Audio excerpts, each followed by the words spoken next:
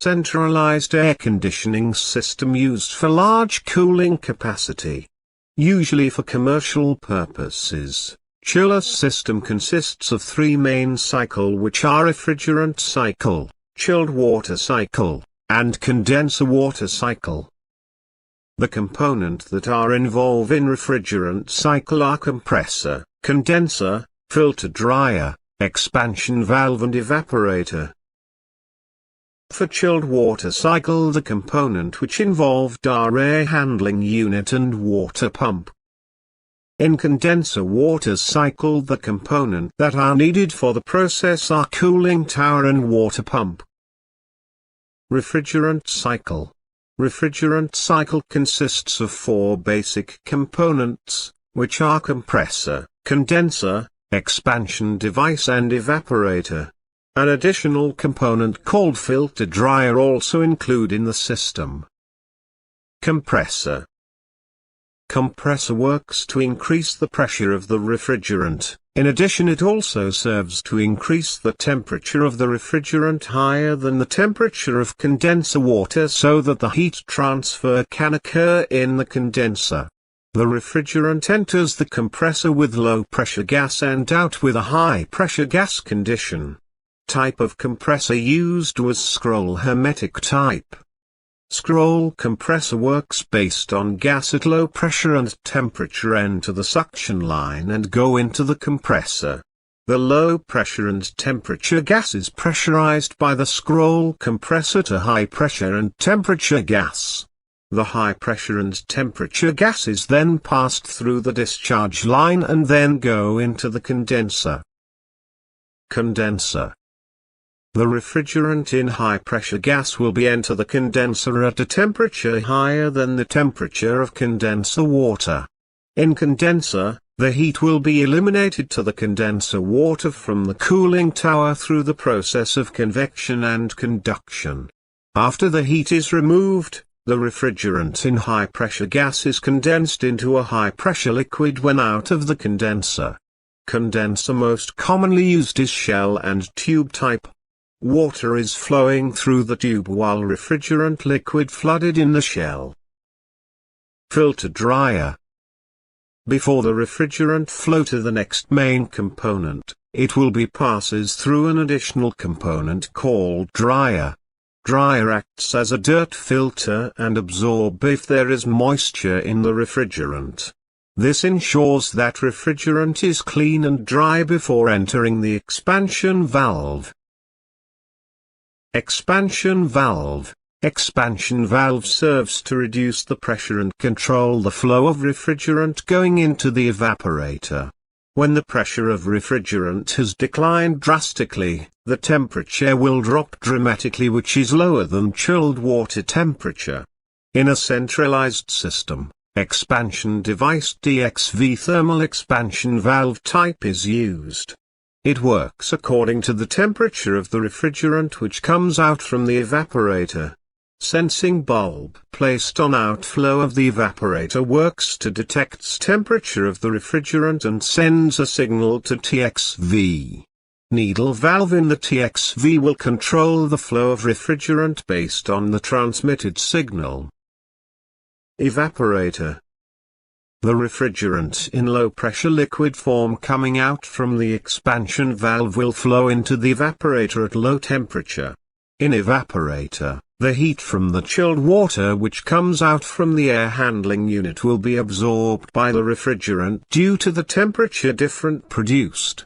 When the liquid refrigerant with low temperature and pressure absorb heat from the chilled water, the refrigerant will evaporate to low-pressure gas. The evaporator most commonly is used shell and tube type, where the refrigerant flow in the tube and the water flooded the shell. The evaporator is insulated with an insulation to reduce heat transfer. The refrigerant in low-pressure gas will return to the compressor and continue to the next cycle. Chilled water cycle. Chilled water cycle consists of two basic components which are air handling unit and water pump. Air handling unit. Air handling unit is a place where cold air is produced before it can be distributed. It consists of several key components such as cooling coil, fan motor, belting, filters and the casing. Chilled water produced in the evaporator will be flow into the air handling unit through a pipeline which is marked with dark blue color. This chilled water is known as chilled water supply. In air handling units, chilled water will then pass through the cooling coil.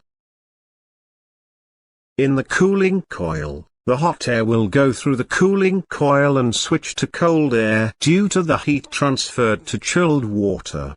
Cooling coil are commonly used in this system are tube and fin.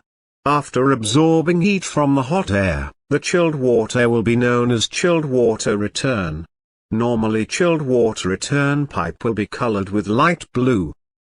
Chilled water return will return back to the chiller to transfer the heat absorbed to the refrigerant in the evaporator.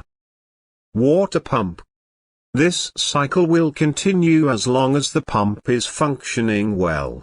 The pump used in the system is centrifugal type. The centrifugal pump works based on centrifugal force produced by the rotating impeller in the pump casing. For airflow system, it is operated using an auxiliary fan which to create the air cycle from the room and mix it with fresh air from the outside to the air handling unit and return back to the room. Type of fan used was centrifugal fan and powered by a motor and connected through a belting. The air flowing through a channel is called ducting. There are two types of air duct which are supply air duct and return air duct. These air ducts are coated with insulating material consisting of fiberglass wrapping with aluminium foil. It reduces heat transfer from the environment to the air duct. Air return to the air handling unit will pass through the filter before passing through a cooling coil and return back to the room. This to ensure that the air return into the room in a clean condition. Condenser water cycle. Condenser water cycle consists of two basic components which are cooling tower and water pump. Cooling tower. Cooling tower serves to cool down the temperature of condenser water that will be used to absorb heat in the refrigerant at the condenser. It consists of several components which are motor, sprinkler blade, water fin, water reservoir, buoys, and make-up water tank. From the condenser in chiller, condenser water flow to the cooling tower with the help of a centrifugal pumps. This chilled water is called condenser water return. This condenser water will pass through the rotating sprinkler blades on cooling towers. This rotating rotor blades using pressure generated by the condenser water itself. Water will gush down through the fins to reduce the speed of water going down. This can delay the time and the heat can be absorbed more effectively by the surrounding air that passing through the fins. Air through the fins is forced by a rotating fan on the sprinkler blade rotated by the motor. This fan rotates with its gusts upward. This will cause the air to move from the bottom to the top of the cooling tower where it is opposite to the flow of the condenser water. Condenser water which have eliminated their heat by the surrounding air will accumulate in the basin under the cooling tower. Condenser water that flowing out from cooling tower to the chiller is called condenser water supply. This condenser water will flow back to the chiller to continue heat absorbing work from the refrigerant.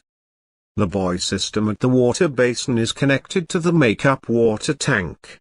It works for adding water when the water level in the basin decreases at certain level due to evaporation.